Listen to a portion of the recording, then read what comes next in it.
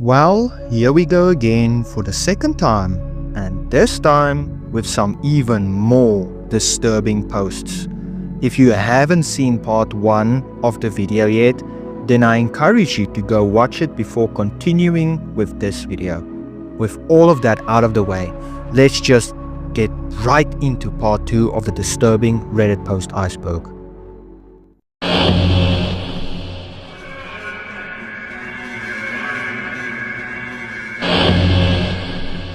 The lamp story. This one is pretty crazy. Buckle up. Throwaway account cause this is really personal. My last semester at a certain college, I was assaulted by a football player for walking where he was trying to drive. Note, he was 325 pounds, I was 120 pounds.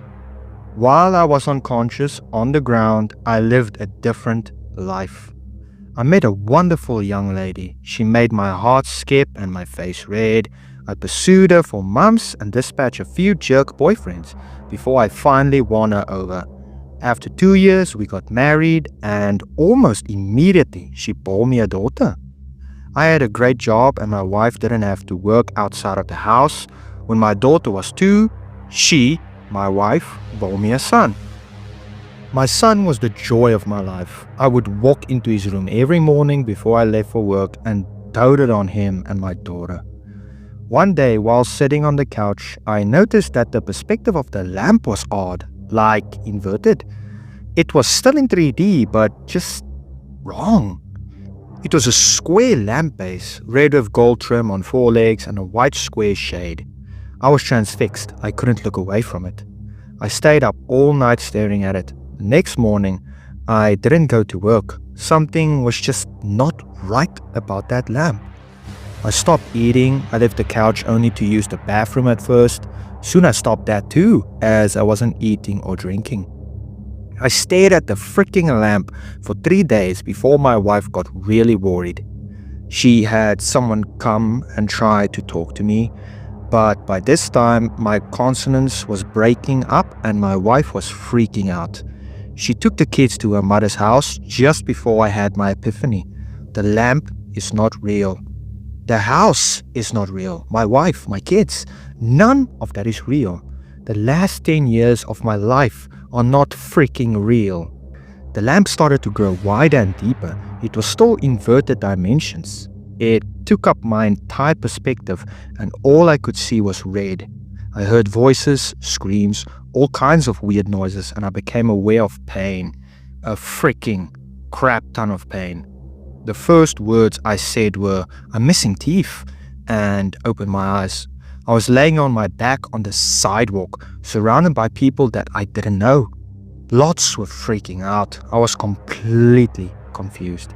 At some point, a cop scooped me up, dragged and walked me across the sidewalk and grass and threw me face down in the back of a cop car. I was still confused. I was taken to the hospital by the cop. Seems he didn't want to wait for the ambulance to arrive and give CT scans and whatnot. I went through about 3 years of horrid depression. I was grieving the loss of my wife and children and dealing with the knowledge that they never existed. I was scared that I was going insane as I would cry myself to sleep hoping I would see her in my dreams. I never have, but sometimes I see my son, usually just a glimpse out of my peripheral vision. He is perpetually 5 years old and I can never hear what he says. Now, that is just absolutely bonkers. Imagine living out your whole life only to wake up and it's not real. And the thing is, we all had realistic dreams before, where everything felt real, and then when we wake up, we lay there thinking about it, feeling the emotions from it. Poor OP. I hope he managed to get past all of this and moved on with his life. Vagina bacon. Yeah, I said that word like that for a reason. Okay, honestly, I can't talk too much about this one, so I will try my best to summarize it as much as I can so you all can have a clear picture and understanding. A lady posted the following to the popping subreddit titled, "This may not be the appropriate place, but I menstruated this today. What the frick am I looking at, Reddit? Apparently, a thin piece of something came out of her private parts, and people in the comments said it looked like bacon. I saw these images, and yeah, it kinda does look like a strip of raw bacon. I do not recommend you look this up if you have a weak stomach, by the way.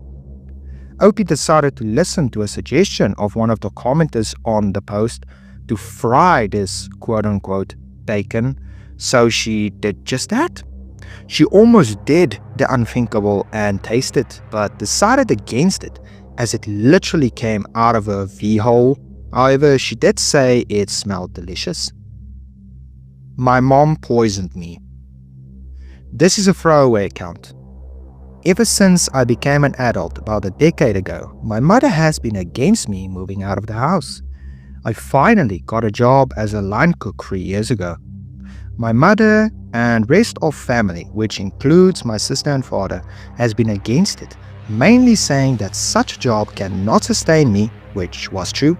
They also said that I would hate working, which turned out to be false. About a year and a half later, I quit due to health reasons. The following spring, I got a new job as a computer programmer. While they seemed supportive at first, my mother and sister, who I lived with, gradually became hostile. Eventually, I moved out of the house. About a month later, I lost my job, and about 3 months later, moved back home. Everything was cool at first, but as I was getting calls from recruiters and going to job interviews, they gradually became more hostile again, accusing me of being distant and not caring for them. However, they seemed to be very controlling and hateful of the fact that I wanted to move out and wanted a decent job. So last month, I finally got that job as a programmer again, but it was out of town. I had just enough money to relocate to the new city. They became very hostile starting a few days before I left, accusing me of not loving them, of hating them. On the day before I was scheduled to leave, my mother gave me 2 of the styrofoam ramen noodle cups and tore that cardboard covering that normally comes with it and threw it away. I was suspicious that they would try to sabotage my life, so I was careful in not trying to anger them. She gave a few more food items, which I didn't use, to take on the trip with me. When I arrived at my new city and entered my hotel room, I chilled out. I was to go to work the next day. So after the first day at work, I ate a cup of ramen noodles and felt ill. I knew that feeling because my sister fed me something that made me feel the same way in late 2011, which I then assumed was because of my recent illness. I felt weak, lightheaded, and short of breath. I drank water to make me feel better because that's what I did last time that happened to me. Over the week, my mother kept calling me, making sure to remind me to eat my ramen noodles. I was short on cash then, waiting for my first paycheck. I never told her that I ate it. I suspected then that I had been poisoned, and after doing some Googling, believed it was cyanide. Now, that is something that you should never have to think, that your own mother would do that to you. So I resisted that thought, because I simply could not bear to think that. So I went to cyanidetest.com and ordered a kit, and I tried it. Now, look at the graphics and the video on this page. Now, here are the results of my test. I guess I'm going to have to call the cops and I will never speak to my family again. A few months later, OP made this post giving us an update on the situation. I was only able to file a police report, but only that so far. The police do not have enough evidence to investigate. I have gone no contact with my family. I currently live in a cheap motel in Topeka, Kansas. Yesterday, after getting home from work, I work for the Kansas state government as a software developer. The lady at the front desk told me that my mother called them to speak to me. For security reasons, the motel needs both the name and room number, and my mother didn't have my room number. She didn't even attempt to call my cell phone, which makes me believe that she just wanted to know if I was staying there and where. So, this morning, I leave a little earlier than usual.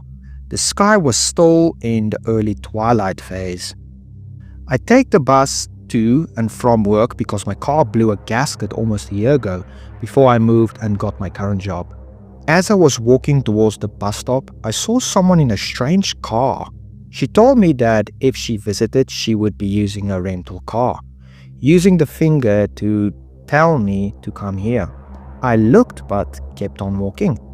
Then she opened the car door and she was in a black outfit in a hood, which is strange for my mother.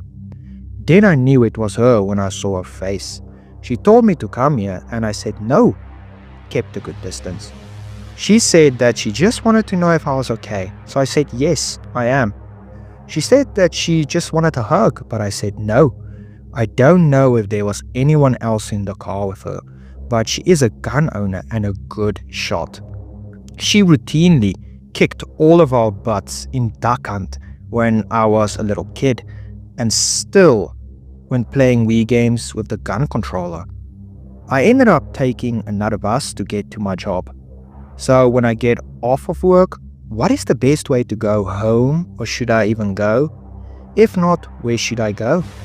I really think that it is not safe for me here in Topeka. So if anyone knows of any .NET development jobs, please DM me. Also, please give me some advice.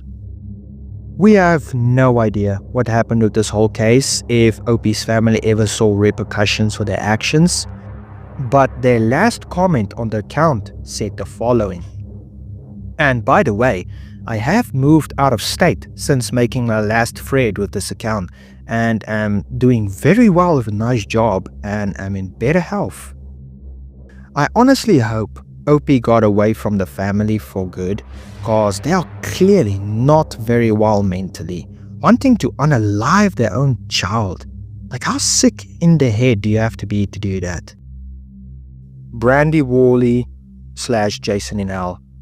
The following post was made to the Relationship at Vice subreddit, titled, I'm 50 male, having a hard time coping with my wife, 29 female, having cheated on me with our neighbor, 51 male.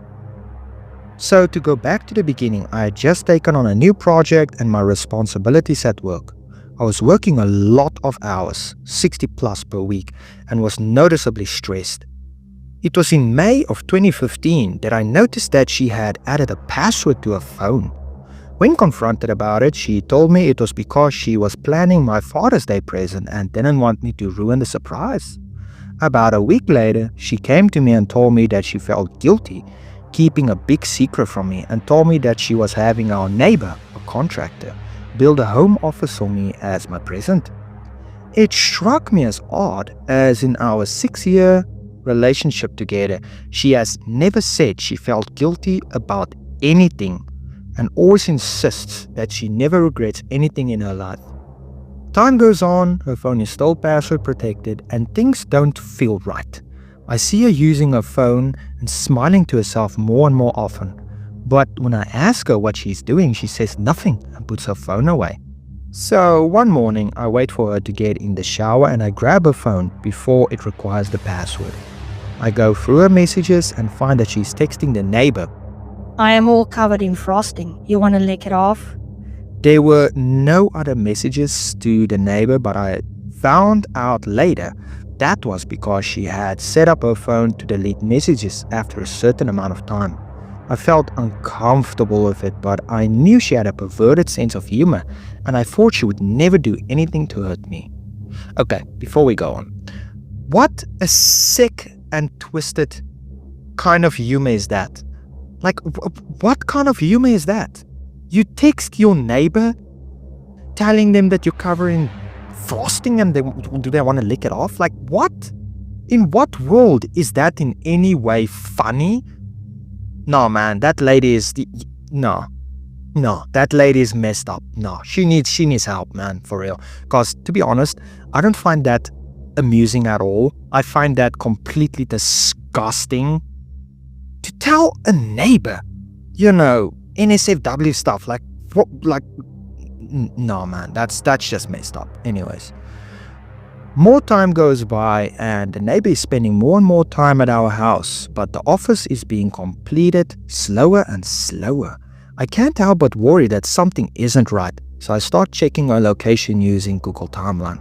It was at this point that I realized that there are large gaps in the GPS history because she was turning off her phone's GPS.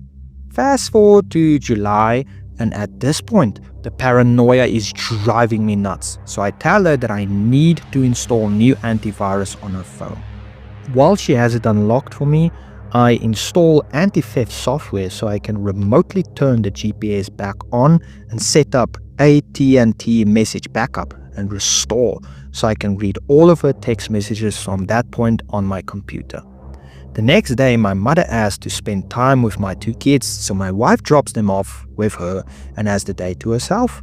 I watch my wife's activity from work as she spends the day trying to meet up with the neighbor, but is unsuccessful because he is busy with another job site. That night, we get the kids back from my mom's house and we go out to dinner with the neighbor, his girlfriend and his son. My wife and his girlfriend are having a good time drinking, laughing and just joking around. His girlfriend mentions that she would like to see Magic Mike XXL. I say it's a good idea. I'll watch the kids so my wife and her can go. So my wife and her go, and the neighbor and I go back to my house so the kids can play video games together. The kids are back in my son's room playing games, and the neighbor is sitting across from me on the other couch. It is at this point that my wife starts texting him. She is describing sex acts she would like to perform with him, and he is reciprocating. She tells him to check his Snapchat, and at the same time I get a Snapchat from her too, and it is her playing with herself in a bathroom stall. They keep talking, trying to figure out when they can meet up and sleep together. They decide on Monday morning after I go to work, so in my head I had already planned to pretend to leave and circle back to catch them. But then they tell each other that they love each other, and it is all I can do to not leap off the couch and knock them out. But I contain myself and continue reading the conversation unfolding in front of me. Then he tells her, "You're my girl now," to which she replies, "Always have been," ending with him writing, "and always will be."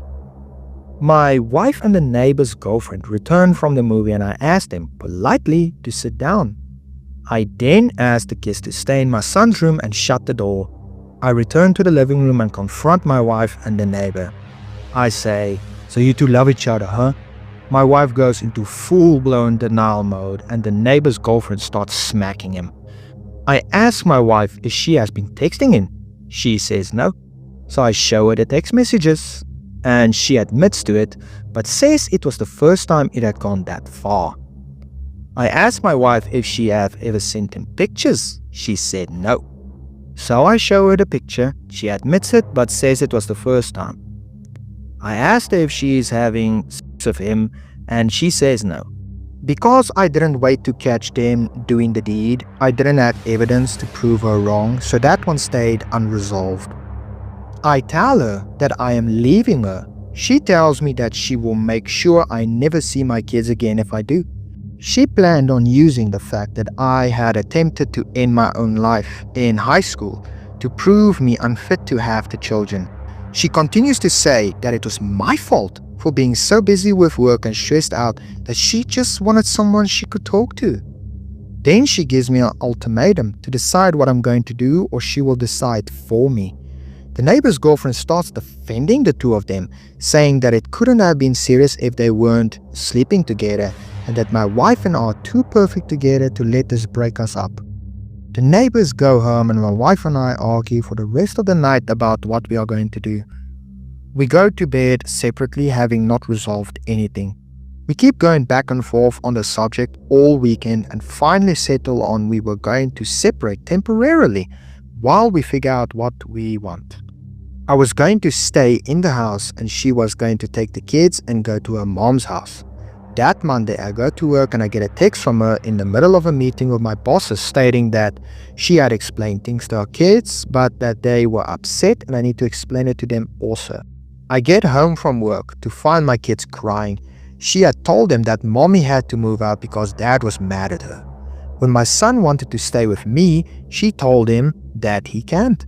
My son put it together that if mommy has to move out because I'm mad at her, and he must move out, then I must be mad at him too. My daughter was crying because my son was. I don't think she was old enough to understand what was happening. It was at that moment I realized she was going to drag the kids through heck if I left her. So I swallowed my feelings and I begged her to stay. She agreed and insisted that I apologize to our neighbor, since we were still going to need to hang out with them because our sons are good friends. I hate it, but I do it anyway. We still hang out with them from time to time and they come to our various birthday and holiday parties. But I do anything for my kids and I behave civil every time. Things die down for a while. I still think about it constantly. I worry how can I keep from making her so unhappy that she cheats on me again. Then almost a year from the original incident, around Father's Day again, she sent him pictures again. She claims it was an accident, that she meant to send them to me instead. I don't fully believe her, but I move on anyway. Things have been quiet on that front for about 4 months now, but I still think about it constantly. This is going to sound stupid, but I feel like I have a part in my brain that I can't shut off, that is always thinking. I used to use that to solve programming problems and it made me feel good at my job. But ever since this incident, the only thing it thinks about is her and him and if I did the right thing. My job performance has suffered and I feel like I haven't gotten sleep in months. I'm afraid that after this much time and the fact that I begged her back, that to say that I want a divorce now would only make her more vindictive towards my children and I. I just feel like I have to put myself so deep in a hole that I can never get back out. I haven't really talked to anyone about this.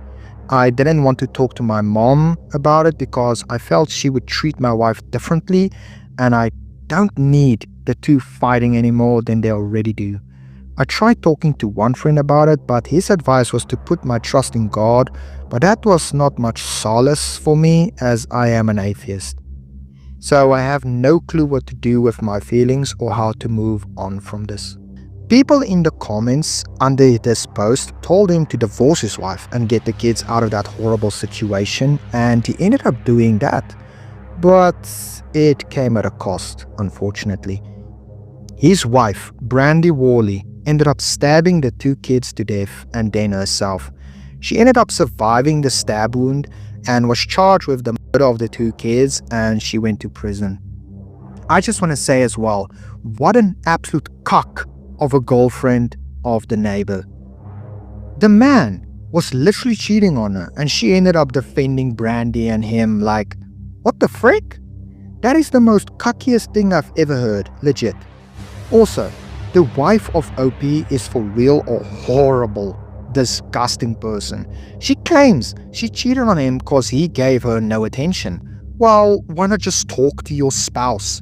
What is up with these people on this Iceberg and Reddit and all over the internet? Not communicating with their partners. She ends up blaming him for everything when she had a huge part in all of it. And to top it all off, she blackmails him and threatens him that she will rat him out to the court and he won't see the kids again. Like, what the frick? What an absolute scumbag of a lady. He ended up coming back to Reddit to give us an update on the situation, which was also his last update. I would like to give a heartfelt and sincere thank you for the advice and support I have received here. No one could have foreseen the tragedy that resulted from me filing for divorce. You guys perform a wonderful service to those in need, and I hope you continue to do so in the future. Jason in Hell ended up making one final return to Reddit to update us all on how he's been doing after his wife went to prison. It reads as follows. TLDR, I am doing better and I continue to get better every day.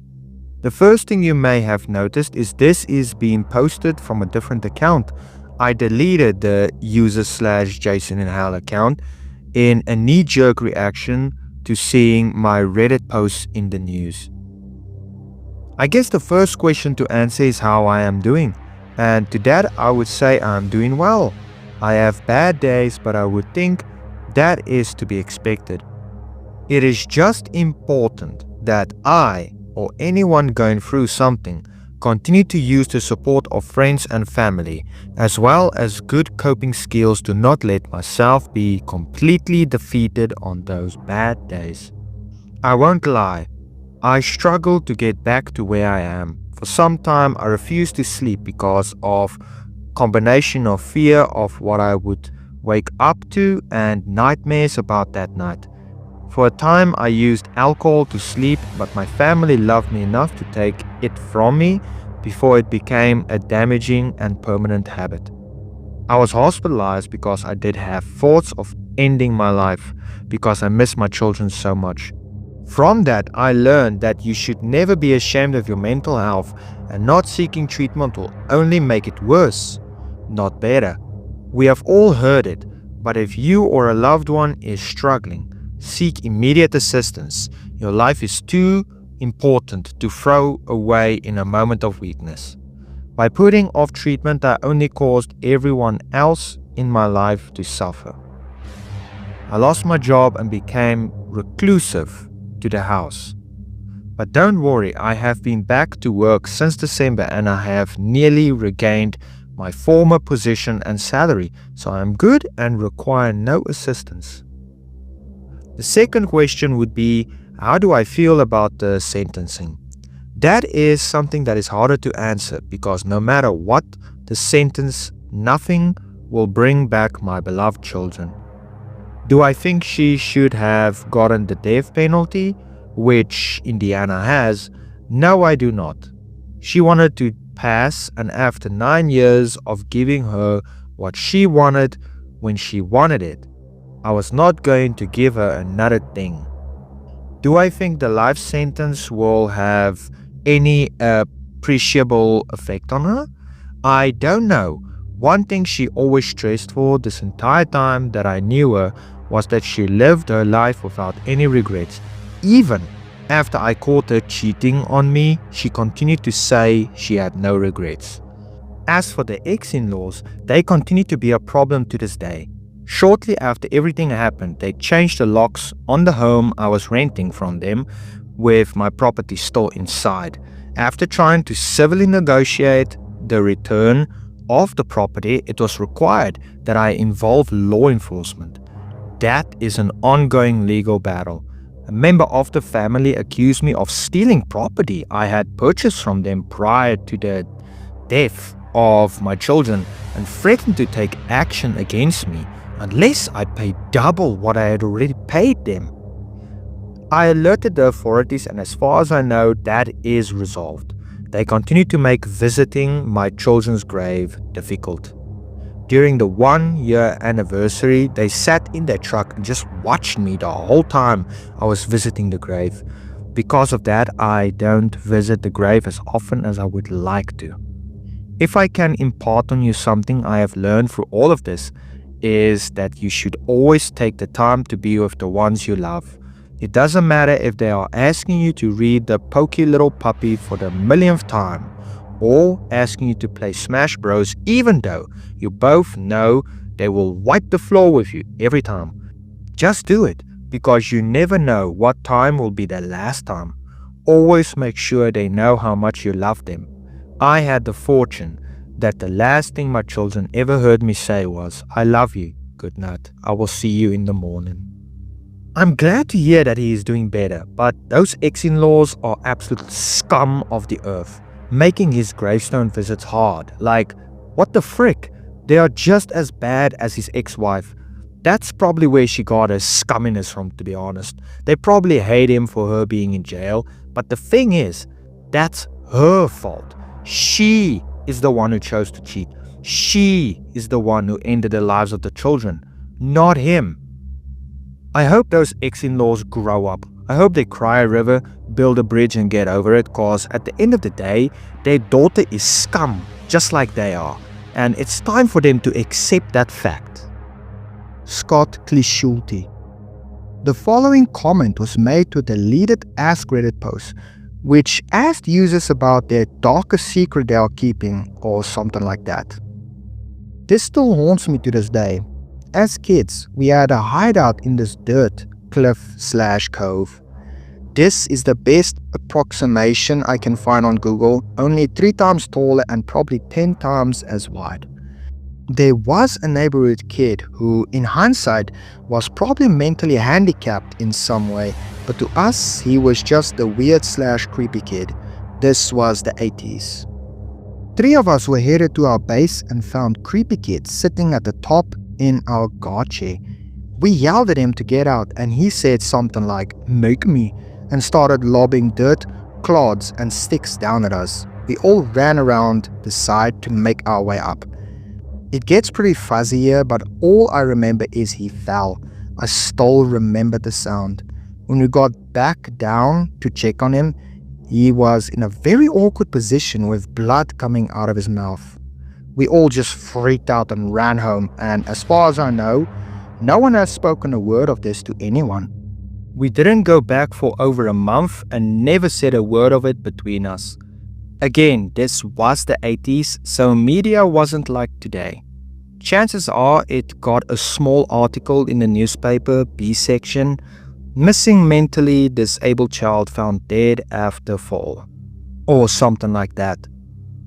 This comment was quickly linked to another story in Missouri, a young boy by the name of Scott Glacier who went missing. To this day, there's no new info on this and the boy hasn't been found years later. That is so messed up, legit. The fact that the person who ended the life of Scott is out there hiding on Reddit and not owning up for his crime is so sad. This commenter should be in jail right now if who he is referring to in his comment is indeed Scott, the man who ate his own foot. The following post was made to the IMA subreddit by a user named Incredibly Shiny Shart, titled, "Hi all, I am a man who ate a portion of his own amputated leg. Ask me anything." So the quick and dirty. About 2 years ago, I was hit on my motorcycle. They salvaged my foot, but I would never be able to walk on it. I elected to have it amputated. I asked the doctors to keep it. I signed some papers. I got it back and with the help of some friends, cooked a portion of the tibialis anterior. Edit. I taste like buffalo, but chewier. Super beefy and little fat. Oh yeah, that is absolutely vile. What the absolute crap did we just read? Bro and his friends are literally cannibals. They ate human meat. What has the world come to? I don't even know. I just have no words for that one other than that is vile. Homicidal meme. This one is pretty short but crazy. Someone posted a confession bear meme saying the following.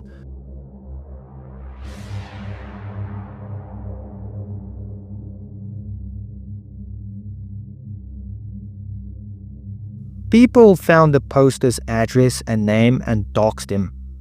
The poster of the meme came back and said that he was lying, but there were hints of truth to what he said. Unfortunately, we don't have any other updates or news on this other than what I just said. So we might never know what about this was real and what was fake. Red as Blue 101. This entry is pretty long and grim, so be warned. I understand the early judgments made by society. Distancing myself makes it seem like I am trying to escape a crime. I'm not. I'm only trying to give myself some space and fully take in what happened before I turn myself in. The fact is, no one is more destroyed than I am. She was more than a girlfriend, a soon-to-be fiancé. She was my everything. What happened that night was nothing but tragic. Looking back, we've been in a relationship for 1 year and 3 months. This was the first serious long-term relationship for the both of us, so everything we did was a new experience. We traveled the world, our families met, had fights and made up, talked serious about marriage and kids, the whole deal. I would never physically hurt her in any way. She would occasionally hit or slap me when I said something stupid, but I'd laugh it off. Okay, before we move on from that, I really don't like that people do that. Like, even if it's a lady, you don't go and lay your hand on your significant other like that. Like, you don't go and slap them or hit them. Like, even if they say something stupid, like, you don't go and slap them. Like, that's so unnecessary, Anyways, she met all my friends and family. Wherever I went, she was there. She would come to my house from Kitchener every week, about an hour, starting Fridays, and would stay for 3 to 4 days. We were incredibly used to each other. The last month of our relationship, I started asking her to give me some space so I can work on my job. She started coming less and less like I asked. During March, her friend Anna got pregnant. Melinda and Anna then moved in together because Anna has a big family and wanted privacy in case she kept the baby. I never met any of Melinda's friends at this stage. 1.2 years in, she told me all her friends only use her. That part was incredibly clear to me. They would only contact her if they needed their hair done or had boyfriend problems, including Anna. 1.3 months in, April, Melinda and I got into an argument via text and our relationship ended. I went to her apartment that day to try and talk. Every time I tried breaking up with her, she would call my mom or drive down to my house, so this time I figured I'd do the same. Upon arrival, I was confronted by Anna's brother and her boyfriend. A physical altercation took place and the police were involved. At this stage, I knew if we were to patch things up, it would be rough. We didn't see each other for a few weeks. Later on in April, Melinda and I started texting each other again. We agreed to see each other and talk. April 29. She was originally supposed to drive down to my house but felt sick, so I told her I would come and she agreed. Melinda told me Anna and her boyfriend were present. Incident from before might make things awkward. I didn't mind. Upon arrival, it was just Melinda. She said Anna went to drop Christina off at a club, Melinda's sister. She invited me to her room right away. We cuddled and talked. We never spent so much time away from each other. We just cuddled, kissed, and talked about everything. A while later, Anna came back with another friend. She asked Melinda if everything was okay, and Melinda said yes. Anna will attest to this if she is honest. We continued to talk and finally decided it was worth it to try one more time. However, Melinda didn't want anyone to know, especially her family. She said after the police were involved in a physical altercation with Anna's brother and boyfriend, things wouldn't be right if they knew right away.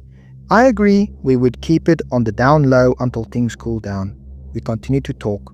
Anna and her other friend left the house to grab food. We both let everything out and our relationship was back on track. As I'm getting ready to leave, she asked me if I have ever done anything with any other girls while we were on break or any time we were on break. I told her we needed to be honest and said yes and told her about it. She started freaking out, wouldn't say a word and just kept slapping me with tears in her eyes. Slaps turns into hits. I told her I was sorry, but if she didn't stop, I'd do something back. She didn't stop. I then stupidly pushed her harder than I expected. She fell against the sink. This was the first time I ever did something physically violent towards her. I told her I was sorry. She said, leave now. I began saying sorry even more and asked if I could get a hug. She was still crying. I go up to her to try and give her a hug. Almost out of nowhere, she grabs a knife by the sink. Initially, I thought she was going to hold it to try and tell me to leave. She doesn't. She comes at me in full force, aiming towards my face. I tell her to stop. She doesn't. I tried grabbing the knife but ended up cutting my hands. After a few cuts, I lost it. I freaked out and I was scared and in a state of shock. Never in 100 years did I think she would use her knife against me. Out of shock and fear, I grab on. I hit her with it almost blindly a few times. I didn't know what happened. I was confused, shocked, and scared. I had no intention of that happening. When I left, I honestly thought she just passed out. Then I looked at the blood and started freaking out and just ran. I didn't know for sure she had passed until the next day. I honestly had no intention of ever doing that to her. I was protecting myself. She was with me the most. We were each other's best friends. She would tell me everything. Her deepest secrets that not even her friends or family knows. The amount of regret and sadness is beyond words. Everyone else is just reading or talking about it. I lived it. I was there. I did it. Every waking second I relive that moment. At this stage, life is not really worth it for me. Although I was out of shock and protection, I should have just accepted getting hit. Maybe I would have lived, maybe not. Anything is better than living with this. I'm reading the news and they are claiming it was targeted or an act of terrorism. Why would I buy her roses that night if I was planning on ending her life? I didn't even go home that night. I always have a passport in the car and decided to just get away for a few days before turning myself in or ending my life. If any of this was planned, I would have taken my stuff. I would have taken cash. I'm in the United States with $200, no clean clothes, nothing. I didn't intend on any of this. It was out of fear and protecting myself alongside shock. I'm sorry to everyone, especially Melinda's family.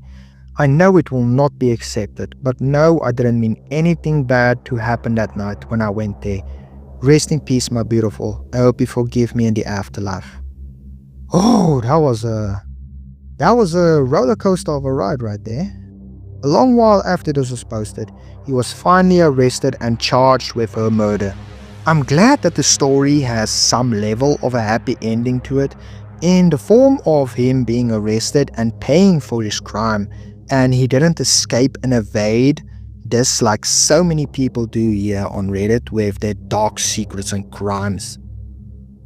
The Butcher. The following post was made to the Tip of My Tongue subreddit, titled Nickelodeon's creepy film featuring puppets made out of real bones. First of all, sorry about my crappy English. This is my second time posting about this video. This time I will try to present every bit of information that I have. I used to live in South America. Back in the day, around the year of 2001-2004, Nickelodeon had non-original short films.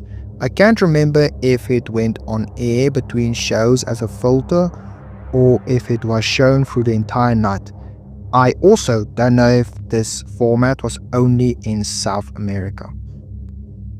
One short film caught my attention for being way darker than other things on Nickelodeon.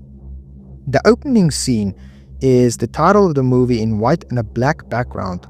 I believe it was called The Butcher.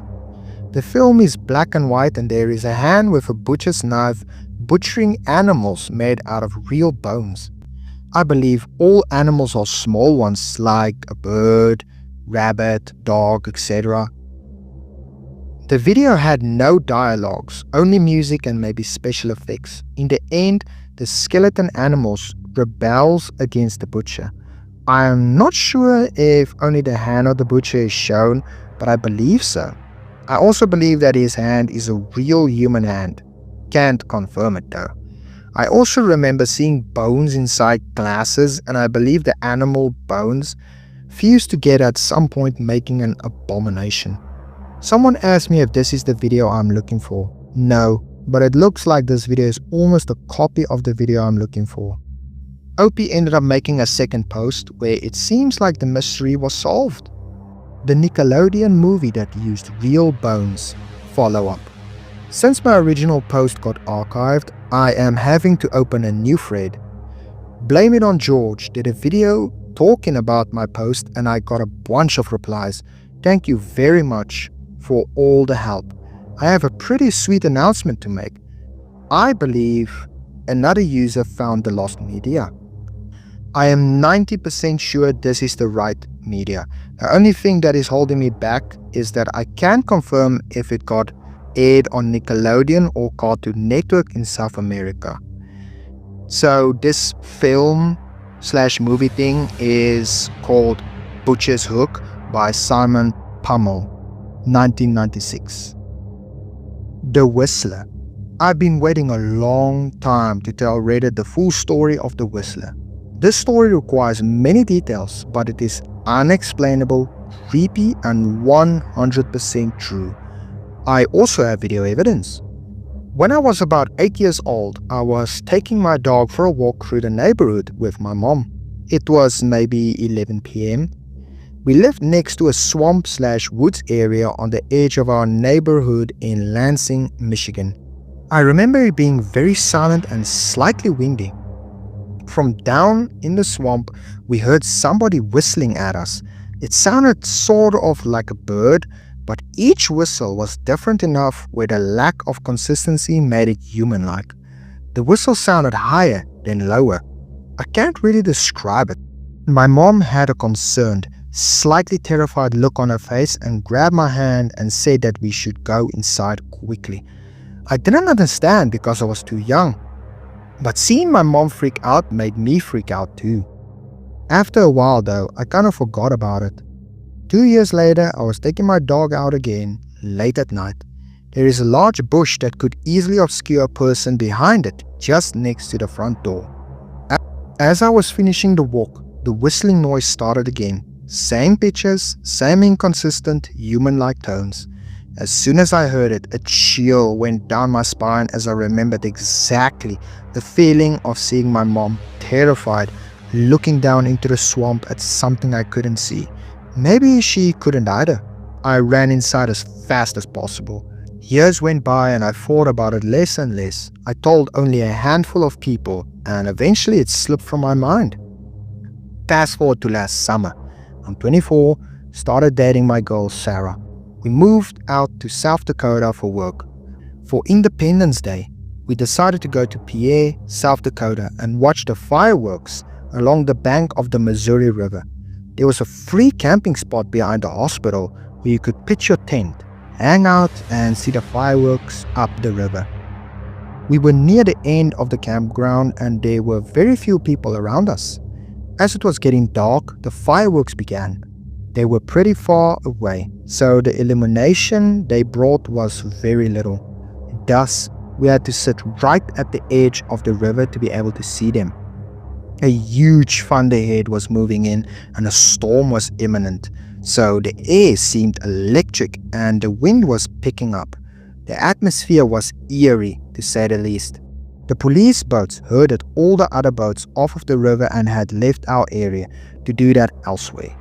Most of the other campers walked up the river to have a better view of the fireworks, but Sarah and I stayed back and were drinking PBR tall boys and kicking it. Suddenly, we heard the sound of a paddle methodically dipping into the water. We saw a figure steering a canoe about 20 meters offshore. Sarah decided to go get more beers from the car, leaving me alone to stare at this mystery person. And then, of course, they started whistling at me. My entire body was frozen and covered in goosebumps. It was the exact same whistle from my childhood, more than a decade earlier. I looked at the figure, but it was much too dark to discern who it could be. They were wearing a hat. When they were perpendicular to the shore from me, they stopped paddling, turned the canoe to face directly at me and whistled right at me. I was so frightened I stood up and shouted at them, "Who are you?" They didn't say anything, just whistled a couple more times, turned the canoe 180 degrees and paddled out of sight. I'm a videographer, so I already had my camera by my side and was taking video of the fireworks. As the canoe was almost out of sight, I grabbed my camera and got a shot of them whistling as they went away. When Sarah came back from getting beers, she was very confused as to why I was so freaked out. When I explained, she was freaked out a bit too. I was convinced we would both be murdered that night. How did this whistling person follow me after 14 years all the way to South Dakota? Was it a coincidence? Why was it the same whistling noise? Who was that person and where did they go? So many questions, still unanswered. To this day, I'm more afraid of being outside in the dark where I might hear that whistling again. I am open to any explanations. If there is interest, I will find a plug and edit a little video of the fireworks and the whistling noise and the canoe disappearing. I'm in Uganda currently and the internet is spotty where I am, so I'll do my best. TLDR, whistling person has haunted me since I was a boy. Can't explain. Help! When I was still getting shots of the fireworks, I heard the whistling starting. I was too afraid at that moment to point the camera directly at the canoe, so I just turned my microphone towards it and kept a low-key shot facing downriver towards the fireworks. If you wear headphones, you can hear it better. It's the 2-note whistle. High, then low. You can hear me ask my girlfriend, "Are you whistling? Is that you?" She said no, but I wasn't sure, so I told her stop it, because I was getting scared. The last shot, I boosted the brightness as much as I could and still make out the person in the canoe.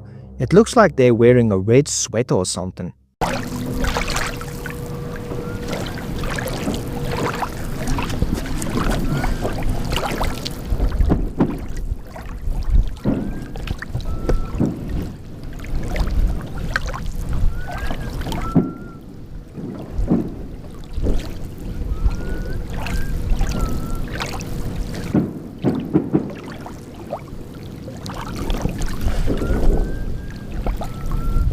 Are you whistling? Is it you?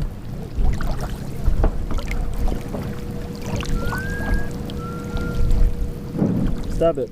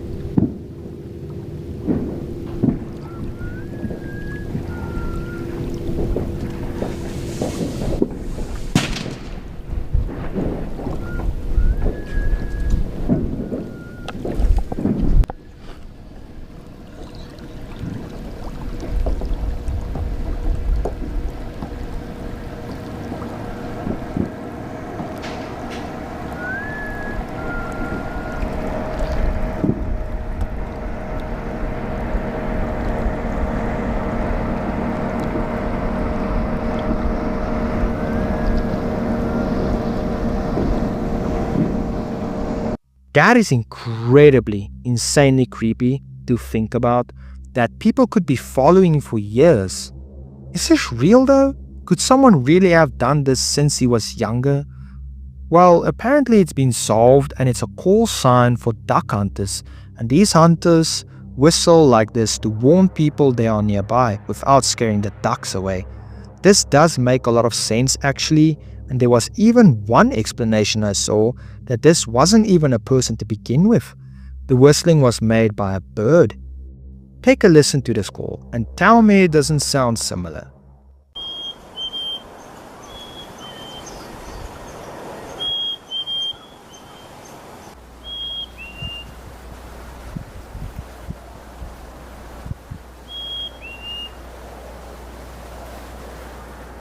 Now, we did hear a paddle boat with the whistle, so perhaps this incident isn't a bird, but a duck hunter, and the first one, when he was younger, was a bird? I don't know. Either way, whether it's a duck hunter or birds, I think it has an explanation that is supernatural creepy.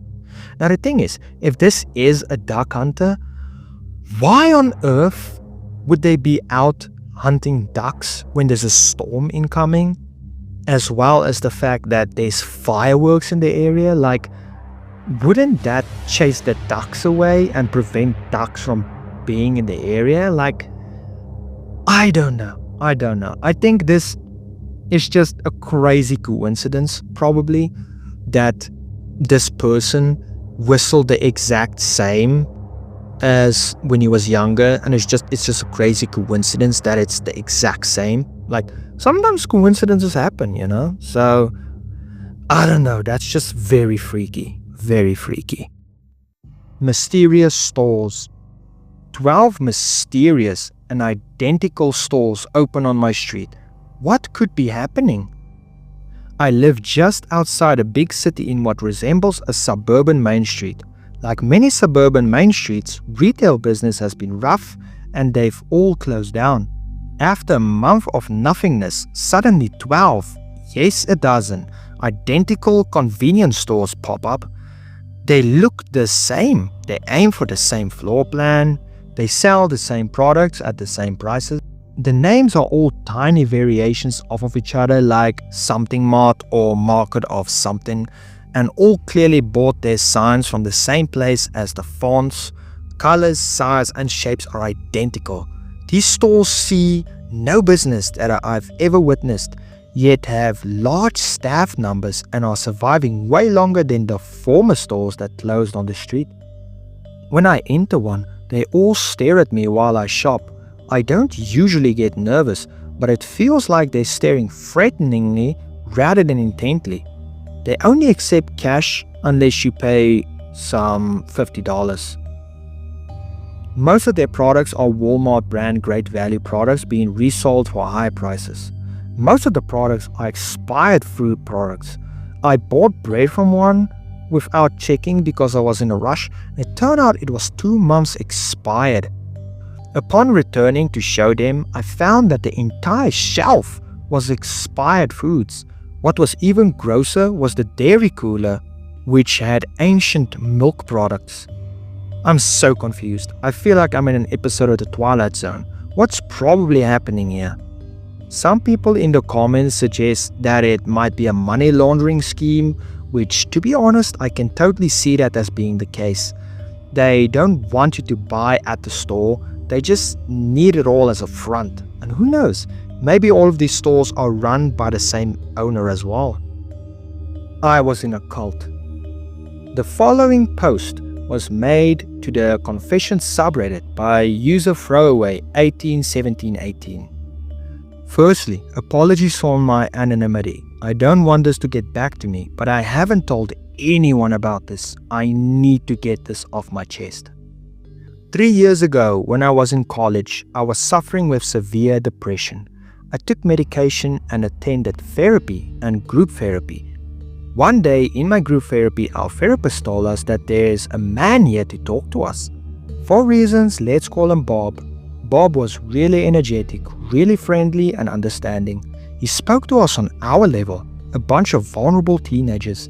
He told us about a group therapy holiday. We go away over the summer holidays and do some cool things like rafting, rock climbing, etc.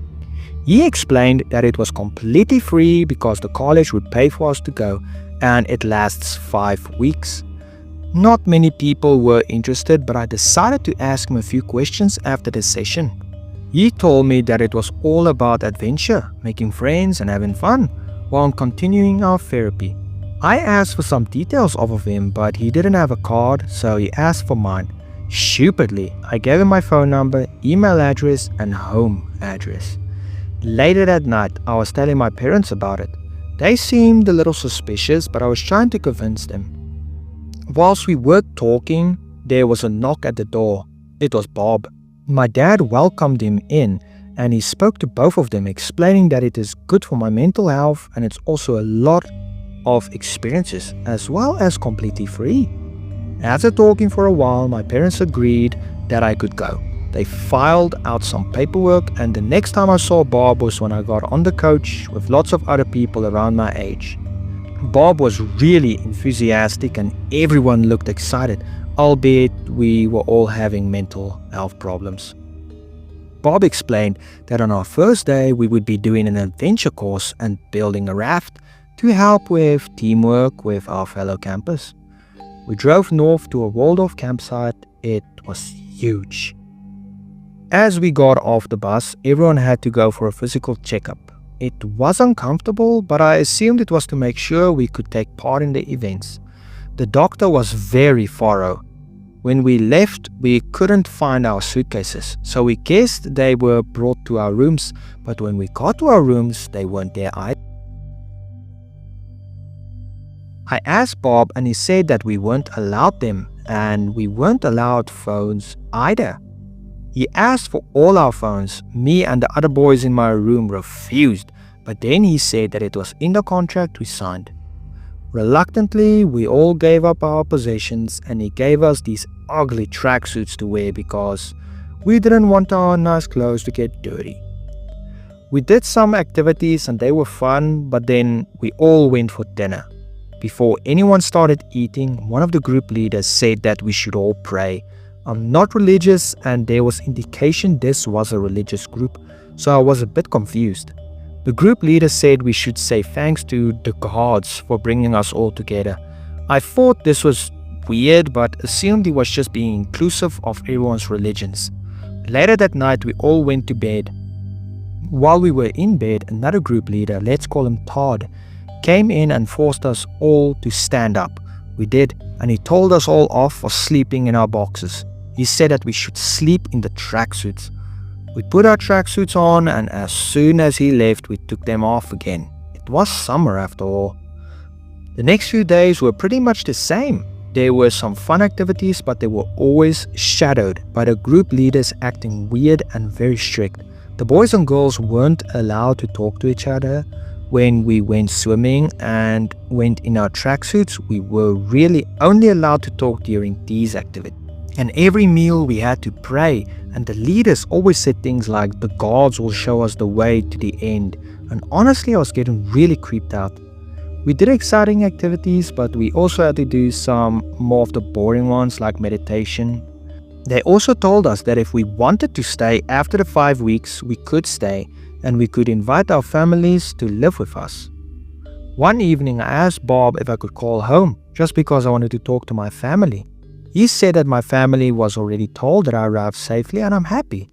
I tried to argue it, but he was determined to not let me contact my family until the 5 weeks were up.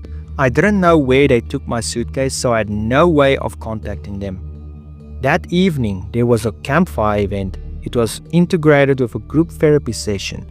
I asked to use the bathroom in the main building and sneaked off. It was a small office that was empty and the lights were off, so I went in and used the phone to call my home phone. I told my mom what was happening and she said that they would come and get me straight away. In the back of the office was another room full of suitcases and a plastic box filled with phones. It took a while to find my phone, but I stuck it in my pocket and then tried to look for my suitcase. While I was looking, Todd walked into the office and caught me. He practically dragged me out and sat me down in the hallway, yelling at me for disobeying the rule. He said I was trying to get to my clothes and it was a sin to be proud or something. He took me back to the group and told the other group leaders in front of everyone else. The group leaders were then mad at everyone and started going over the rules. We were all sent to bed without dinner. In bed, I was on my phone texting my dad, who said they were arriving now. I made sure the other boys didn't see I had my phone. Eventually my dad texted me saying something like, "We're outside, come now." So I pretty much jumped out of my bed and ran out as fast as I could, past the group leaders who tried to stop me from running out the building, down the dirt road to my mom's car. At the end of the campsite, the leaders chasing me. My dad got out of the car and locked me in the car with my mom. The group leaders were saying that I wasn't allowed to leave, that my parents signed a contract saying I can't leave until the 5 weeks are up. My dad refused and they tried to open the doors to get me out. Somehow, my dad got back into the car and the doors were locked before they could get me out. My parents drove me home. At home, I told my parents everything. The next morning, Todd and some other group leaders were at my front door. My dad told them to go away as they still tried to get me to come back to the camp, but they wouldn't leave without me. My dad called the police and the police escorted them away. We couldn't see them, but we knew they were watching. I pretty much didn't leave the house for the rest of the summer and I was constantly peering out of my window. When college started again, I left the house on my own for the first time to go get the bus. And as I walked down the road, I could hear Todd and the others calling after me. I tried to run, but there were around 10 of them. They surrounded me on the street. A few people from their houses heard the commotion and I yelled out for them to call the police. A few men came out and a fight started. I managed to run back to my house and locked myself in. The group leaders were arrested, but the next week a new group would show up in my area. Eventually we moved house, I stopped going to college, and we had to start a whole new life. We don't live in witness protection, but we use fake identities to stop them from finding us. My parents were in contact with the college and the police. The college stopped funding the group, and the police told us that they would start an investigation and that Todd had offed himself while on bail. I don't know much more than that, but I hope that everyone in the group is safe. TLDR, I escaped from a religious cult and they chased my family out of our home. Whoa, that is insanely disturbing. These people following him and, trying to get him to come back to the group. That's crazy. Opie made an update saying, "This is not true. I was part of a therapy group that specializes in helping teenagers with mental health problems. It was not a cult. Since then, I have decided to rejoin the group. I will answer no further questions on this matter." We had no idea what on earth happened to OP, if this was indeed all fake and they rejoined the cult, until 6 years later where they made a final update. Hi all. Hi. I think it's time for things to finally come to light. For the people that are still following the story, this will be my last post. Strap in because it's a long one. Back in 2011, I was studying at college in the UK. Like a lot of teens, I was struggling with my mental health, and I'm lucky that my college had a good support network in place for people like me. My college offered me private therapy and got in contact with my doctor to arrange medication. They really helped me. One day during a private therapy session, I was told about a group that works with college students with mental health problems and was invited to attend a meeting to see what they do. There were about 20 students listening to these two men talking about an exciting opportunity for us, where they would take us to a camp where we could do adventurous things such as rock climbing and archery. But the main goal was to help us learn more about our mental health and through group sessions eventually work through our problems. I signed up, I gave them my contact details, but they said they would need parental permission before I go. I didn't realize that they would show up at my house that evening. I hadn't even had a chance to tell my parents about it. The two men were very persuasive and made the trip sound very enticing to me, but my parents had their doubts. My mom was very suspicious about them showing up to our house unannounced in the long contract they bought with them. My parents refused to let me go, saying it sounded like a cult, and escorted the men out. And that was it. I had nothing more to do with them. I have no idea what happened at that group, but I doubt it was a cult. In fact, it was probably a charity-funded group that had genuine and selfless intentions, but I understand my parents' skepticism. I don't know anyone who went to the camp, and I can't remember the name of the organization, and I continued with my private therapy. Fast forward a few years, and I'm sitting at my desk at my very first office job, bored, mindless, and listening to a podcast series about creepy stuff that's happened around the world. One of the episodes was about Heaven's Gate, a famously tragic cult where the founders sought out people who were marginalized, lost, and had mental health issues to join their group. The story triggered some creativity inside me and led me to r/confessions. The story didn't take me long. I was just letting the creative juices flow as my co-workers looked on, probably thinking I was working on something really important. But yes, the truth is that it was just a spooky story with far too many inconsistencies. This wasn't the first fictional story I posted on Reddit. I found a lot of enjoyment writing weird posts and watching the commenters try to decipher it. One of my personal favorites was a story from the perspective of an American lady convinced that her vegan neighbors were witches. None of these posts gained a lot of attention, and I didn't mind. I just enjoyed the writing. About a week after the original post, I was watching a YouTube video about Reddit mysteries. This obviously inspired me to ignore my work and try to flesh out this cult story. The intention behind the creepy update was that the cult leader had somehow gained access to my account and were desperately trying to get rid of the evidence. I wasn't expecting this update to bring as much attention to my story as it did. Reading through all of these theories was really enjoyable for me, even if half of the commenters knew it was fake. There were a few people that seemed to really enjoy digging into the story, and it made me feel happy that I provided them with something they could try to figure out. A few more years later, one night I got into bed and opened YouTube on my phone. I can't explain the feeling of seeing my stupid story being the focus of one of my favorite YouTubers, Nightmare Expo. If you guys don't know Nightmare Expo, that was the previous name of Nexpo, the famous YouTube guy. So that was his first name on YouTube, and then he changed it to Nexpo. I was overwhelmed with joy that he had decided to use my story for one of his videos. The feeling was remarkable.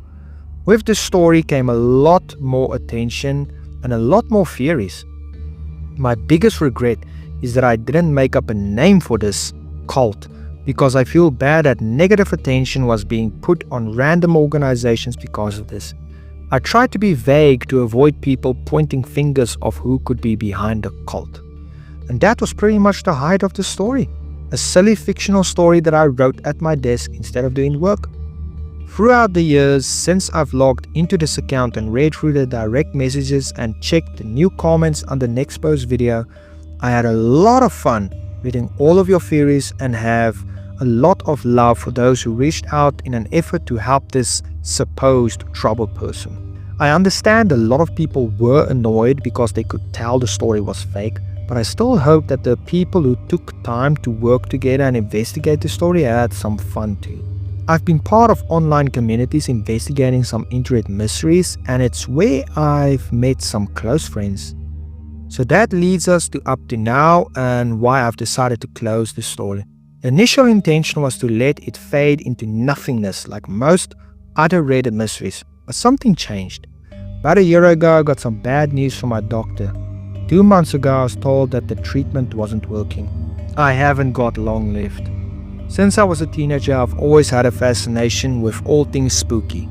This fascination had got me through some tough times, especially recently when I've needed distractions from the real world. I've spent countless hours in hospitals and clinics investigating online mysteries and feeding my obsession of the weird and wonderful.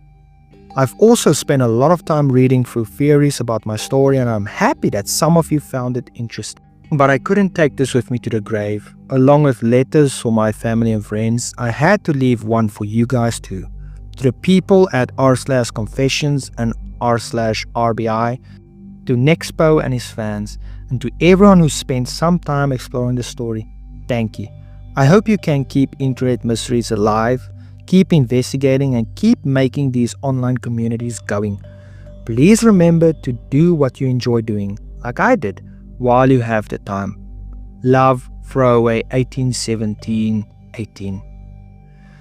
Okay, so it was all a lie, but the thing is, the Confessions subreddit wasn't the right place for it, to be honest. Fake stuff should go under fake story subreddits, not in subreddits where people will take it seriously. Like, the subreddit is literally called Confessions, not Fake Confessions. I guess OP didn't want to post it to fake story subs cause they wanted it to get some attention. Kinda makes you wonder how many other stories we read about on all of these subreddits are fake. And also, I'm really sorry to hear that Throwaway is sick and that they're not doing very well health-wise. Unlikely heroin addict. Before we continue, quick PSA. Don't do drugs, people. Please stay away from it. It's not worth it. Anyways, I'll let Unholy Demigod summarize this one for us before I read the post. Spontaneous H uses heroin, gets addicted, dies, get admitted, gets clean, then posts an update 7 years later. In September, a Reddit user known as Spontaneous H made a post in the r/IMA subreddit about his first use of heroin. He snorted some and thought it was great, but was going to avoid doing it again to avoid becoming addicted. Within a fortnight, he was addicted and injecting. Within a month, he'd been admitted to a psychiatric hospital due to overdosing on fentanyl, amphetamines, pregabalin, temazepam, and examorphone, and required several doses of Narcan. to be revived. 2 days later, he was off to rehab. During the year that he spent posting these updates, they mostly flew under the radar, and most of everyone who actually saw them forgot about them until 7 years later. He dropped in with another update to say he's been clean for almost 6 years and that his life is going well. I did hear today. I am not a drug user and I have never done anything beside pot back when I was a teen. Ask me anything. I have never been a drug user. I drink once in a while and smoked pot years ago back when I was a teen in high school, a few times, and that's it. I'm 24 now, have a master's and a well-paid full-time job. Yesterday, I was walking through Washington Square Park where I pass every day, and there are always people there looking to sell drugs. Not in the park anymore due to cameras, but it is well known you can meet a dealer there and do the transaction elsewhere these days. They usually don't solicit drugs to you unless you stop to stand around near one of them for some reason or look like you're looking for something. Yesterday, I happened to stop by a row of benches to check some messages on my phone when a dealer on the bench to my right asked me if I need anything. My life has been pretty boring the last few years and I feel like I haven't really lived, taken any risks or done anything crazy. So I figured, what the frick, maybe I'll buy some pot, it's been a while. I said yeah, and after asking me several times if I'm a cop, he gives me his number and tells me to meet him at a fast food place several blocks away and he will hook me up. I say alright and nervously check to make sure I have cash and go meet the shady looking dude. We sit down and after hounding me, asking if I'm a cop, he asks what I need. I tell him I just want the dime bag and he says something like, "Nah, sorry man, I only sell half ounces. You can take that and I've got some coke and H." At this point, I didn't want to buy half an ounce of pot. I probably never smoked more than an eighth in my life.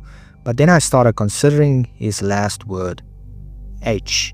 I've heard so much about it and how crazy addictive it is, and seen it in the movies and TV. I'm thinking The Wire here, one of my favorite shows, and it really started to intrigue me. I've always wondered what it would be like to do heroin. Out of nowhere, I say I'll take heroin and we do the deal there. I give him the cash under the table and he slides me a small order of fries with a little stamped wax baggie in it. Then he tells me to let him leave first. I put it in my pocket, then nervously race home with my heart racing, cannot believing what I just did. I held onto the bag in my pocket palm, sweating the whole ride home. When I get home, I open the bag and dump some golden flakes and powder on my glass coffee table. At this point, I don't even know what to do. I know you can snort H, but it looked all flaky, so I tried to remember how they did it in the movies, but they always seem to inject it in film. So I start Googling how to snort H like an idiot and do a little research on the stuff and how much to take. I used a card to get it into a fine powder and move a small bump to the side, which I inhaled for $1 bill. I didn't feel anything yet, so I snorted a small line, which was essentially half the bag. There was very little inside. I waited, and in a few minutes, I had the most pleasurable feeling of pure relaxation and bliss wash over me. I just sat there and everything felt amazing. I nodded off and it was great. I had the TV on but wasn't paying attention. I must have sat around for 4 hours doing nothing but feel total pleasure.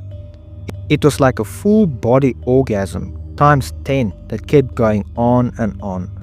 When I would nod off, it felt like I was in a pure conscious lucid dream-like state. Sometimes it felt like I was leaving my body.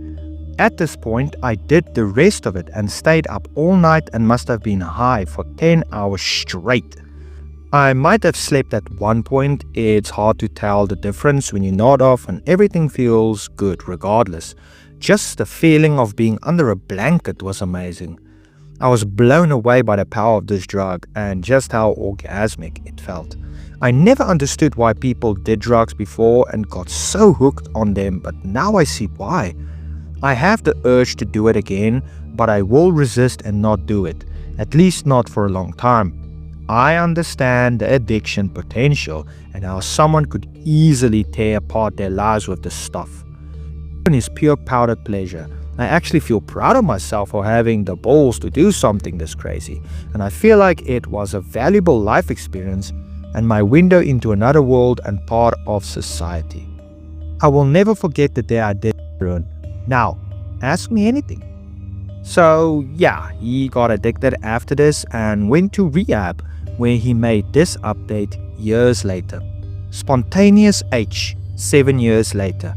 Update for anyone who stumbles upon this account in the future. I don't know if anyone here remembers me, but you can look through my submissions history and get an idea. It's not pretty and will take you through a journey of my first time trying drugs to my life quickly falling apart.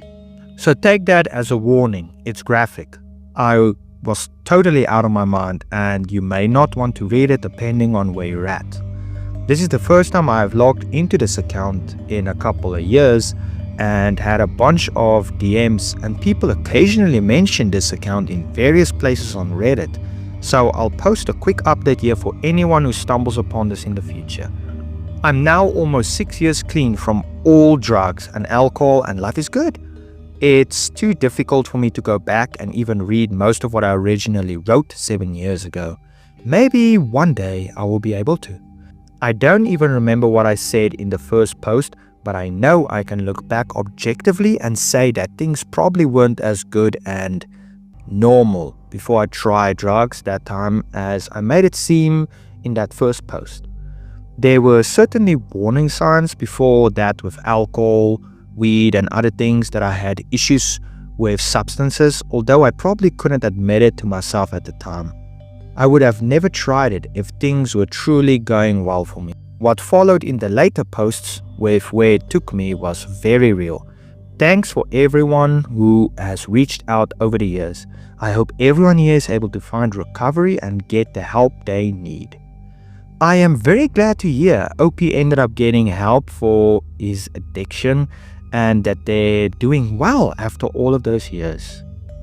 Late night recordings.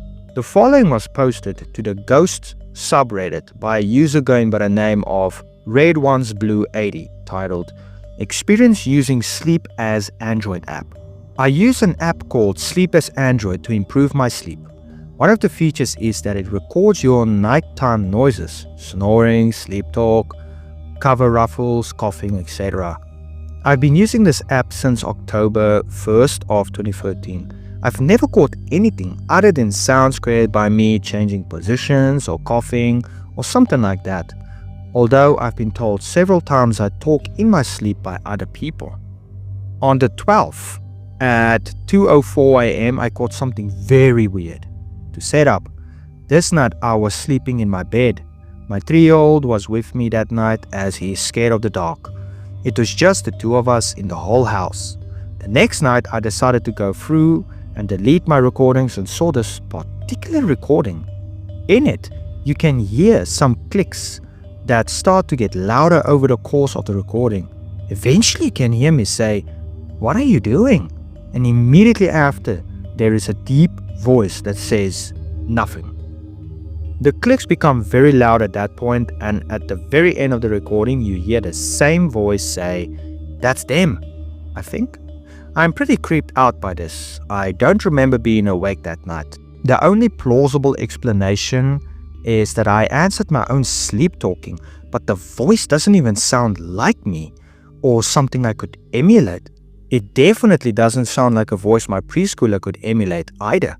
I have no idea what the clicks could be. I keep a fan going at night for white noise, but the clicks sound like they're coming from right near my phone, which is placed right by me on my bedside table. I want to say that I've picked up the clicks a few times on recordings before, but deleted them thinking it was nothing. This is the first time I've ever heard anything though. Edit 4. This post was linked to r/creepy. Thanks. And just so there's an update for people wondering how this turned out. I have caught no more voice recordings since then. Also, as suggested by several people, I've beefed up my home security, changed locks, that kind of thing. This happened 4 months ago. Since then, I have had no more weird voice recordings, but there were 1 or 2 more instances of the clicking noises waking me up at night. During one of the times that it woke me up, I sat up and tried to hear where the sound was coming from, even though I was pretty scared. The sound seemed to be coming from the area on my fan, about 12 feet away from my bed, but the closer I got, it started to fade away. When I got to my fan, it wasn't coming from my fan at all, that I could tell, and it just stopped. Very weird.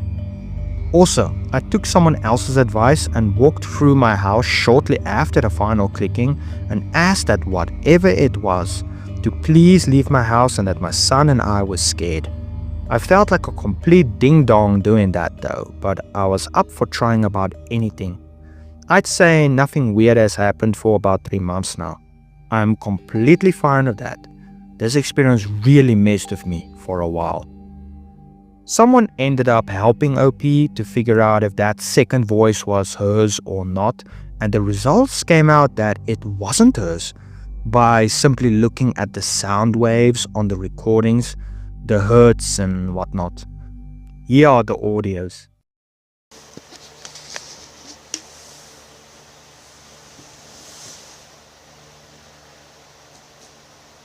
What are you doing? Okay.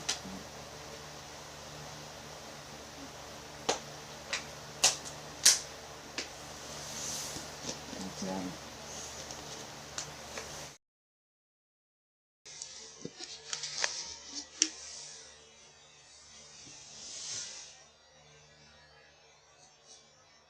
What are you doing? Okay.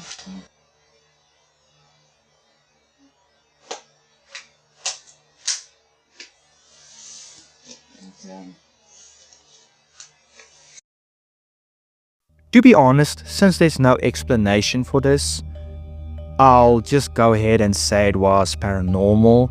There's no way the child could have made that voice for sure, and even less so OP. The Tira. Someone by the name of Flip and Flop made a post to the r/drug subreddit titled, "Finally got my hands on some Datura. How much should I take? Hi guys, I finally got some Datura to try out. I'm free tomorrow and I have the house to myself, so I am really excited to try the effect of this interesting plant. I have around 60 seeds, some dried flowers and leaves. How much should I take for a nice first time trip?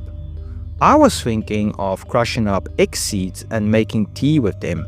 Drink the tea and smoke a couple of leaves while the tea is starting to take effect. Would 15 seeds be enough? Sources on the internet tell me a regular dose is around 10 to 20, but I've seen some talk about 30 plus seeds. Thanks guys." Edit. Slowly drank the tea in half an hour. Didn't taste too bad. Not feeling much yet. I'll check back with you guys in an hour or so. The next day, he commented the following to his post. Google.com, how normal again, stop now. On the same day, he commented, "These big dogs are fighting, nah okay, to this gif."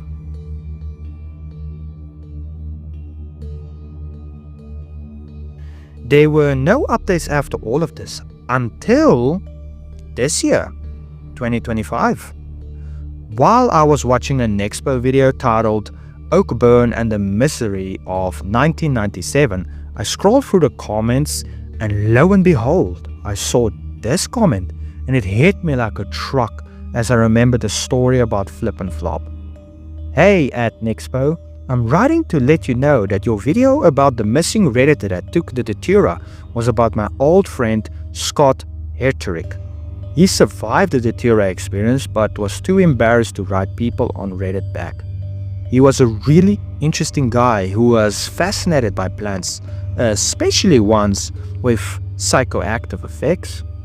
Scott was going for his master's degree in clinical psychology and was doing really well in class. He ended up passing away in September 2018, so I feel like your video helped to immortalize him a little bit. Thank you." So unfortunately he passed, but It's said that he passed due to overdosing on another substance. Now, whether what this person is saying is true or not, we don't know, unfortunately. But it's the only thing we have as some sort of conclusion to all of this. User/Carl H. Carl Herold, found hanged in jail cell. Carl Herold was a computer programmer who 5 years ago set up a subreddit, r/Carl H Programming, to help people get into computer programming through a series of YouTube videos and one-on-one Skype interactions. He was charged with 10 counts of CP production after it was found that he was holding his child captive and SAing and torturing him over a period of 2 years. Now, that is just absolutely insane. The fact that someone can seem so nice and loving online, yet when they log off, they are the biggest monsters you will ever meet. I'm so sorry to hear that the child had to put up with this disgusting monster for 2 years, and I hope that the child is doing well right now. Intruder. A Reddit user by the name of Fat and Depressed posted the following to the creepy subreddit titled, "Got a notification from my smart home app in the middle of the night saying your doorbell detected a visitor." Unfortunately, we have no idea who this person in the photo is, but the photo is very creepy, not gonna lie. User Daryl Pratt. User Daryl Pratt, also known by his real name as Daryl Prater, was a mentally unstable man who stalked and harassed a girl named Alana Pierce. He would regularly comment on her YouTube videos and she took notice of them. She eventually had enough of him and his antics and started blocking him left, right and center across YouTube and Facebook, and he eventually took to Reddit, and this is one of the posts he made on the legal advice subreddit. "If someone banned me on Facebook and I make another account and pretend to be someone else, can I get in trouble?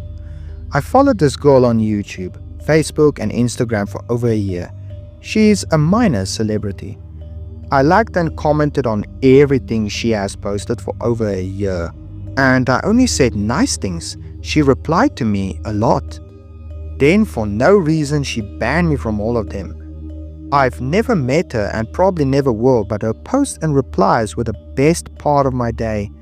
I made another account begging her to unban me, but she banned that one too, with no response. She's literally the best thing in my life, so I was just going to make another account of a fake name to follow her. But I compliment her in every post, so I think she will suspect it's me. So if I only say nice things and compliment her, it can't be harassment or stalking or anything, could it? I live in Kentucky and she lives in California, so it's not like I'll ever meet her." He made various comments to other people telling him to stop and seek help, and all he would do is downplay the severity of the situation and saying he wants to send her love letters. He eventually made 2 comments saying, "I'll most likely be not alive tonight, so that should make her extremely happy, and F this world." It was quiet for about a month, and a new account showed up with the name Daryl Prater V2. There was also a Daryl Prater V4, which had many posts asking about guns and what would be the best to end their life with. We have no idea if he ended up following through with the threats, but I did hear while researching this that he is doing fine now and he didn't end up taking his life. So yeah, I hope that he's doing well now and he turned away from this horrible things that he's done. 9M9H9E9. I'll let user GabbyCat explain this one before I break it down a bit more. On April 21st, 2016, user 9mother9horse9eyes9 began posting comments in random threads all across Reddit discussing so-called flesh interfaces. When read in order, they began to form a cohesive and surreal story. As time went on, comments began to expand in length, discussing many different plot lines, from a World War II concentration camp to a future Atlanta, each spanning space and time. It has many elements of the works of Lovecraft and Cronenberg, with a generic sci-fi flair. From what I've seen on Reddit and the discussions around it, it seems to be an ARG and is kind of similar to the Russian sleep experiment story. And after 6 years of silence from the MHE account, they posted again recently, and it's all about songs, and it's titled Soon and Very Soon and Calling Occupants. This ARG is called the Interface series. The theme seems to be how easy it is to feel trapped by our own nature, and when we feel trapped, we want to start over. Decomposing fetus story. Warning: do not read if you are eating, have heart problems, or are easily disgusted, or are otherwise unable to handle disgusting things. Super morbidly obese patient was brought in complaining of severe abdominal and vagina pain and high fever. Doctor began palpating her abdomen and felt a mass in the lower right quadrant. She was too massive to fit in the ultrasound rooms, so they had to do everything there in the ER. The tech tried to do a regular ultrasound, but it wouldn't penetrate the 700 pounds, literally, of fat. So she decided she would have to do a transvaginal ultrasound. The doctor and about 50 nurses lift this tub of lard onto a table and somehow get her into stirrups. This was disgusting enough. Did I mention she was a landed whale? The tech started moving the folds of her thighs and her panicculus out of the way. One nursing student on each side to hold thigh flaps and one to hold stomach flap. I was the unlucky person charged with handing her tools. The doctor had left the room, of course. He told us to just holler when we figure out what the frick was going on. So we yanking on this woman's fat rolls and finally managed to start getting her vagina exposed. Oh my G, the smell. This is the most horrifying thing I've ever been exposed to before or since. Now, I worked for a flower shop growing up. I've been to funeral homes. I've seen bodies in all states of decay. I've hunted. I've fished. My grandparents owned cattle, poultry, and pigs. I've rubbed deer urine all over my face. I would roll in cow poop before I went through this again. Her inner thighs and the opening of her private parts were weeping this blackish brown thick fluid. My classmates on either side of her promptly started gagging in their masks. The tech started screaming for me to run and get the peppermint oil. I dove across the theater for the bottle, ran back, and drenched all our mass in the oil. Once we could all breathe again, the tech told me to run to the doctor, that this was an emergency. I have still no idea what's going on. I can't see past the mountains of fat and the tech, but I do as I'm told. When I finally returned with the doctor, my fellow nursing students were all huddled in the corner with the tech, who looked like she had aged 20 years in the 10 minutes it took me to come back with the doctor. The doctor walked over and started asking the tech what the heck was going on. Keep in mind, this fat tub of lard is still in the background screeching about how she wants to get down. And she's hungry. And when are we letting her go home? Somehow, somewhere this woman has found a man desperate enough to sleep with her. The mass in her abdomen was the remnants of her placenta. Her body had started rejecting the pregnancy. but because she was so overweight, she never knew she was pregnant and never realized she was miscarrying. The baby had begun rotting inside her, and the placenta was just floating detached in her uterus. What on earth? They had to take her in for emergency surgery, scrape the remnants of the baby and the placenta out of her body, and put her on IV antibiotics. I know she spent at least a week in the hospital. Past that, I don't want to know, and pray I never find out. So that's my horror story of why I wimped out of nursing school in one day. Wow, that is just absolutely vile, for real. I have barely any words for that. Imagine being so overweight that you don't know what's going on inside your own body, and your body even starts rejecting it? What on earth? Quantum immortality.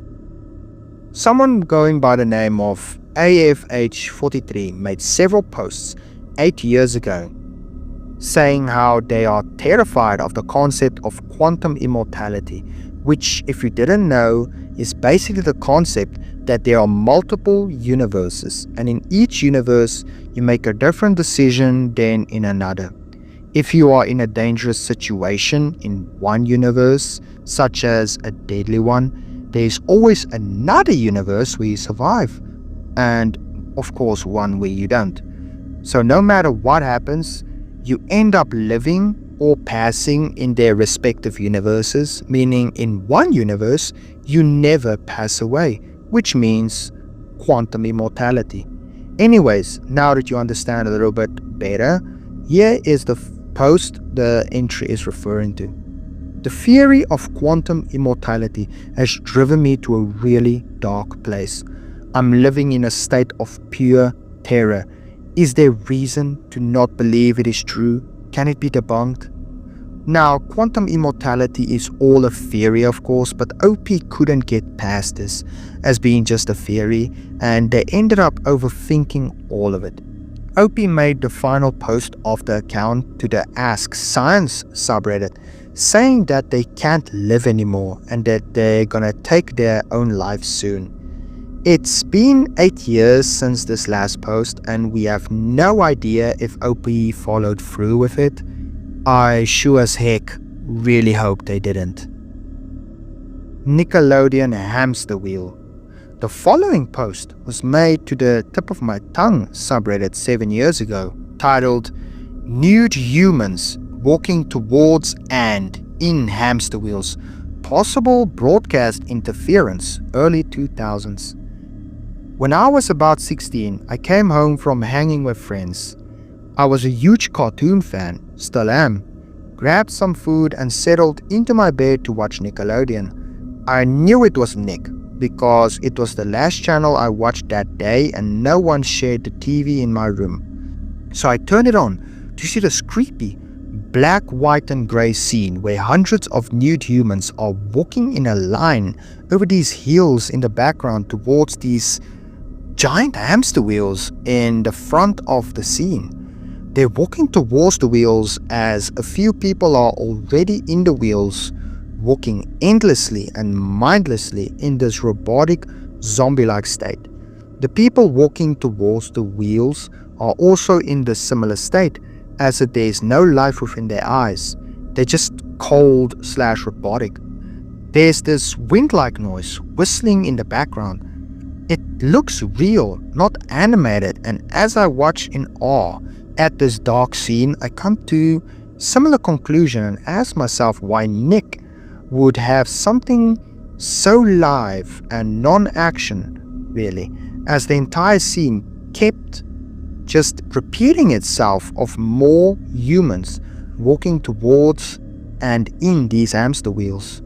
I start thinking maybe it's just some weird short and it's kind of cool in a dark sort of way, but minutes go by and it starts to get dull watching the same scene not doing anything else.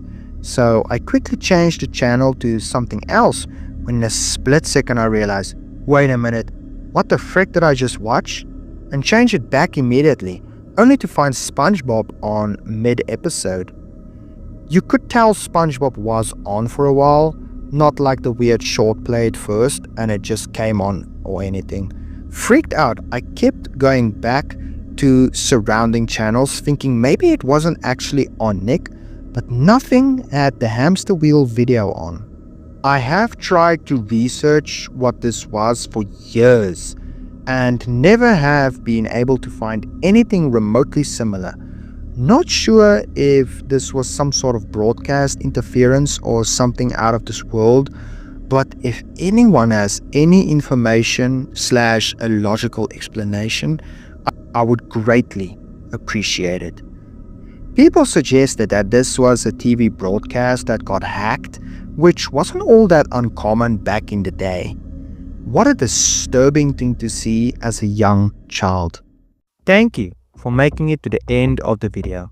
If you liked what you saw, tap the like button please, and comment down below your thoughts and opinions on the stories that I've covered in this video, and subscribe to soothe that fascination.